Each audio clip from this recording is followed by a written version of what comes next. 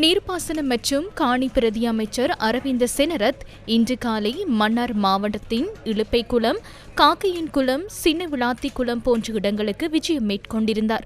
இதன்போது அனர்த்தத்தினால் பாதிக்கப்பட்ட குளங்கள் மற்றும் கால்வாய்களை அவர் பார்வையிட்டார். தேசிய மக்கள் சக்தியின் பாராளுமன்ற உறுப்பினர் மயில்வாகனம் ஜெகதீஸ்வரனும் பிரதி அமைச்சருடன் சென்றிருந்தார். வெள்ளம் காரணமாக நீர்ப்பாசன திட்டத்திற்கு பாரிய பாதிப்பு ஏற்பட்டுள்ளது. குறுகிய காலத்திற்குள் அதனை புனரமைத்து விவசாயிகளுக்கு தேவையான நீரை வழங்குவதற்கான நடவடிக்கைகள் மேற்கொள்ளப்படுகின்றன. அதனை புனரமைத்து விவசாயிகளுக்கு தேவையான நீரை வழங்குவதற்கான நடவடிக்கைகள் மேற்கொள்ளப்படுகின்றன. இந்நிலையில் 80% வேலைகள் நிறைவடைந்துள்ளன. நாடளாவிய ரீதியில் ஏற்பட்டுள்ள பாதிப்பை மீள சரி செய்வதற்கு குறிப்பிட்ட காலம் தேவைப்படுகின்றது. குறுகிய காலத்தில் நிறைவு செய்ய முடியுமான செயற்திட்டங்களை நாம் நிறைவு செய்துள்ளோம். அடுத்த வருடத்தின் பெரும்போகத்திற்கும் சிறுபோகத்திற்கும் இடையில் நீர்ப்பாசன திட்டத்தை வளமைக்கு கொண்டு வர எதிர்பார்த்துள்ளோம்.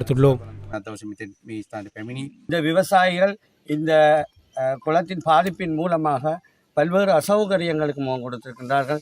மீண்டும் இந்த விவசாயிகளுக்கு பழைய நிலைக்கு இந்த விவசாய நிலங்களை விவசாய நடவடிக்கையில் ஈடுபடுவதற்குரிய அனைத்து விதமான நடவடிக்கைகளும் விரைவுபடுத்தி நாங்கள் செய்து கொடுப்பதற்கு திட்டமிட்டிருக்கின்றோம். அது மட்டுமில்லாமல் இன்றைய தினம் ஏனைய விவசாய வீதிகள் தொடர்பாகவும் கவனம் செலுத்தி இருக்கின்றோம். தேவைகளையும் மக்களினுடைய அபிலாஷைகளையும் விரைவுபடுத்தி செய்து கொடுக்க வேண்டியது எங்களுடைய கடமை. இதேவேளை மன்னார் மாவட்டத்தில் அனர்த்தத்தினால் பாதிக்கப்பட்ட குளங்கள், வீதிகள் தொடர்பான விசேட கலந்துரையாடல் இன்று இடம்பெற்றது. காணி மற்றும் நீர்ப்பாசன பிரதி அமைச்சர் அரவிந்த் செனரத் விதாரண தலைமையில் மாவட்ட செயலர் கேட்போர் கூடத்தில் இந்த விசேட கலந்துரையாடல் இடம்பெற்றது. மன்னார் மாவட்டத்தில் ஏற்பட்டுள்ள பாதிப்புகள் தொடர்பாக விரிவாக ஆராயப்பட்டதுடன் பாதிப்புகளை உடனடியாக நிவர்த்தி செய்வதற்குரிய ஏற்பாடுகள் அனைத்தும் மேற்கொள்ளப்படும் எனவும் பிரதி அமைச்சர் குறிப்பிட்டார்.